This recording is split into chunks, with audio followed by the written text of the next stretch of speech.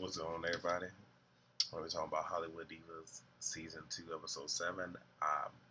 First, let me say I'm sorry y'all didn't get the shit last night. I didn't watch the shit until this morning because I was so fucking tired yesterday. Uh, Honestly, just going through some suicide intervention retraining. Uh, like I said, it's one of those things where it takes a lot out of you. And finish it today. Y'all wasn't get the video today either, but I'm like, fuck it. I'm gonna do the video. So yeah, here it is. Let me see. So it starts off with Elise and Paula. So of course Elise has not been shooting for the last few episodes because she's been working on a film, I would assume, and decides to go to Paula to get the lowdown. Which my thing is, like, why would you go to messy ass Paula, especially knowing how she is? But at the same exact time, that is her friend, so I do kind of get it. And Elise feels that she's the only one that is able to get this White Sisters project, which needs to fucking die after this damn season. I'm so serious. I'm tired of hearing about this shit. But she feels she's the only one that can get this thing back rolling. So she decides she wants to have a meeting with all the girls minus Paula. I don't necessarily like that. I understand why she's doing it, but at the same exact time, fuck it, get everybody in the room. Somebody wants to, moonwalk and shit. It is what it is, but at least you can figure out who the fuck is telling the truth, who the fuck is lying. So, Forrest is at a jewelry store because he wants to get a ring for Paula and have a recommitment ceremony. And he also invites Lisa Wu, because apparently, I guess she's the closest to Paula. Makes absolutely no sense to me. And this man is tripping. Okay, I can't say it like this. And okay, the ring in question was $400. Now I'm gonna say this: TV One, is it TV One that airs? I think it is TV One. They was messy as hell because what they did is they zoomed in on the wall. First and foremost, he had cash. Ain't shit wrong with that, but this probably ain't the show to be doing that. Again, Hollywood in the name. And it's not like he had hunts, child. The fucking bill on the outside was a 10. I about fell the fuck out. Real fucking I was just like, really, dude? Like, you can't pay this shit with your car, and then he's stressing over the 400. All I'm gonna say is this, dude.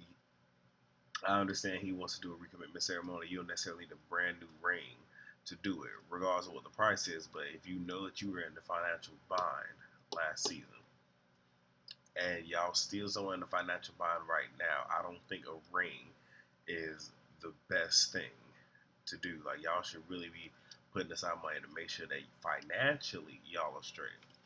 But this is probably the reason why he wants the White Sisters to himself. I don't know. So Elise, Countess, Lisa, and Copperhead. So Countess mentions, she's first. Countess gets there first, so her and Elise. She mentions the comment. Elise is like, I did not say that. I did not sit here and say you look the same.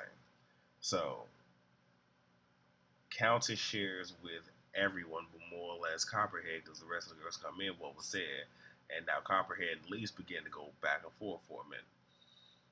And they show a clip of what Elise said, and she said, she's on track. And of course, people can take it however they want to take it. Again, I take it as, okay, she's progressing. Now, here's the crazy thing. It's kind of hard for, what the girl name is, Countess, even though she was not at the cruise. It's kind of hard to sit here and take anything she says seriously when she misconstrues what it said. What's her name? Elise said she wanted to do things the traditional way in terms of having children, but apparently Golden heard the right way. You know what I'm saying? So it's the same exact thing saying, trying to convey to Countess, oh, she said you look exactly the same. The lipo isn't working. But what we saw on camera is she's on track. And I wasn't going to go back and watch that particular episode because I ain't got the time. I really don't. So it's at this point that Copperhead and Elise began to do, some back and forth. And then the white sister comes over there and Copperhead's like, wants to move on. Lisa wants to hold on, but pretty much, wants to move on. And Elise saying, so we want to cut ties, and everybody, it will cut out. She was like, let's just cut our losses. And everyone is in agreement so that.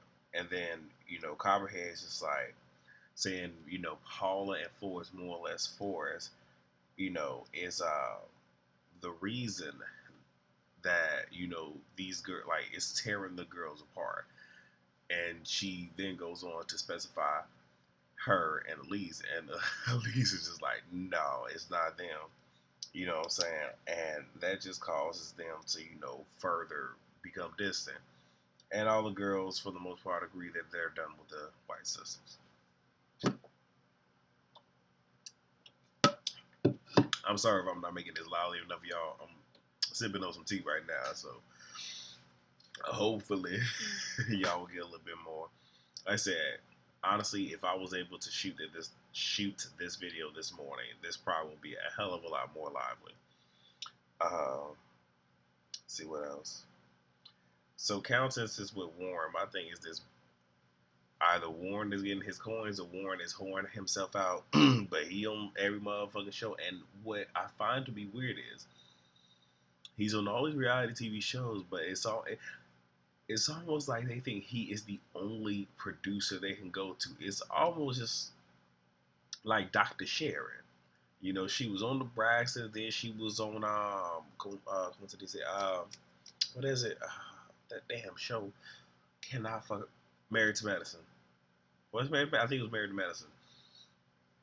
And it's just like there's other producers that you can work with. I'm not saying that Warren Campbell is not talented, but there are other producers. But it is what it is. She goes to work with him.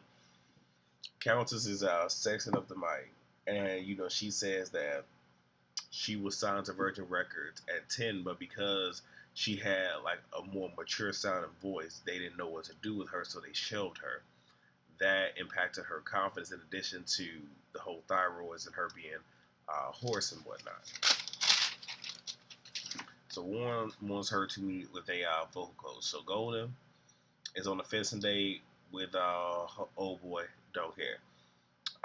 Forrest and Paula, long story short, he reproposes, and next is their vow renewal ceremony. It was cute, pretty, whatever you want to call it, but don't care. Moving on. Countess with her vocal coach. Her voice is in bad shape. She sings an original song, and it throws him off because he was pretty much kind of clowning her voice almost, but not really. And, he pretty much tells her just to relax her vocals, and they'll try it again. But he does want to work with her and sees the promise. So Copperhead has her product launch. Her boy toy is there. Copperhead decided she did not want to invite Elise because she wants to keep everything positive. And, Paula is asking Kobe about his sex life with Copperhead, and which I found to be completely inappropriate. But at some point, he engages Copperhead about that. And, it is what it is. She's somewhat possibly not feeling him, whatever. I was just pissed at how they ended that scene, because why the fuck they had to end the scene with Countess eating? Again, I so want Countess to sit here and really read the fuck out of everybody at the reunion. That is what I want to see. Can I please get that? Can I please get it? So Golden is on the set. I caught about her real name. I think I might have said it to her. Whatever. So on the real set, on set, and Elise stops by when she finds out that she is pretty much in the area which I guess she was driving side eye. And Elise wants to, make sure they're okay. And she's want to make sure that in general, given their last encounter, that everything is cool between the two of them. Well, Golden goes and brings up the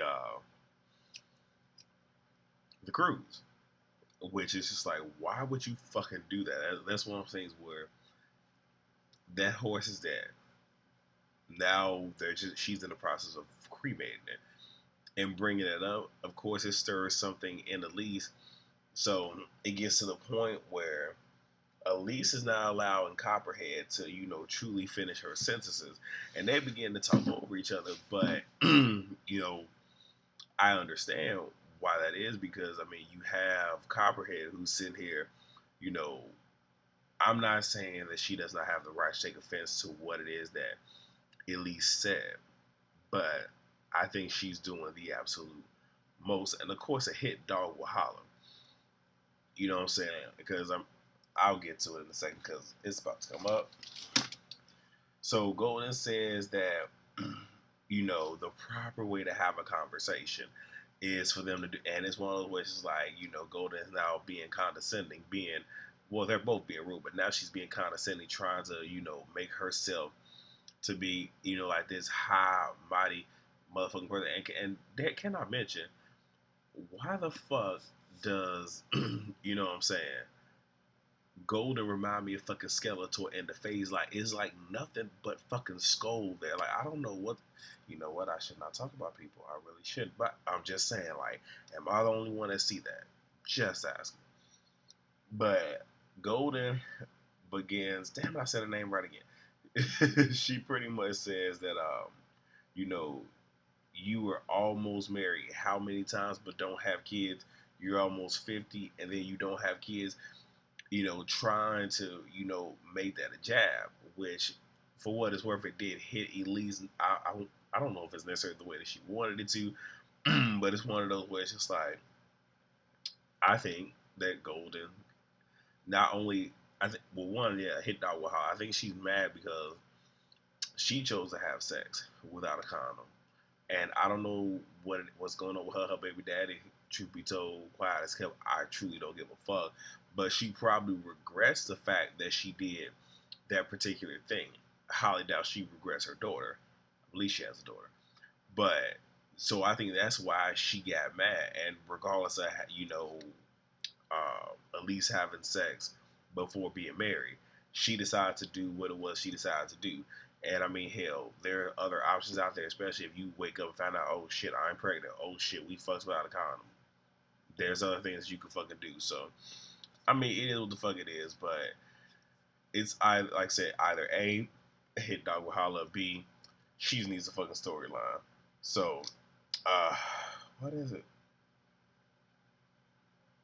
Yeah, so the shit go down. I forget exactly how it happened, but at least Gizzo semi-ready to charge. Copperhead walks out. Pretty much feels like, I would assume, the producer whatnot, pretty much to handle her. And my whole thing is like, if you gonna play the Maya character, from what it seemed like, Maya could throw hands. Don't seem like Golden could throw hands. My whole thing is, if you finna sit here and antagonize somebody, if you finna sit here and poke the bear, you should probably be ready for the fury that's finna come afterward. You want to sit here and come for somebody's age and pretty much curse that woman's, well, in essence, her vagina, but whatever you want to, whatever it is, like, be ready. Son of a bitch. That is embarrassing. I was eating pineapples there. That is embarrassing, y'all. But Golden pretty much has them to kick her out, and that's it. So that is all that I have, you guys. Like I said, I guess we can consider this a quickie. I'll label it as a quickie, but trust me, I could have gone tit for tat. Not gonna do that. I will try my best to do these videos when they come out, but trust me when I say, depending on the time of day, I do wake up early. Like tomorrow, I'm probably gonna wake up at 4:30 ish to leave out around 5:15, 5:30 to be somewhere by 5:45, and that's gonna be the start of my day.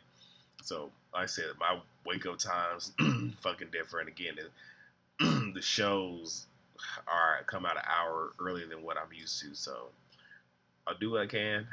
But if you guys don't get it the day of, you will get it shortly thereafter. So thank you for rocking with me. I hope you guys enjoyed the video. Hopefully, I'm not being a fucking Debbie Downer, and I will see you guys on the next video. Peace.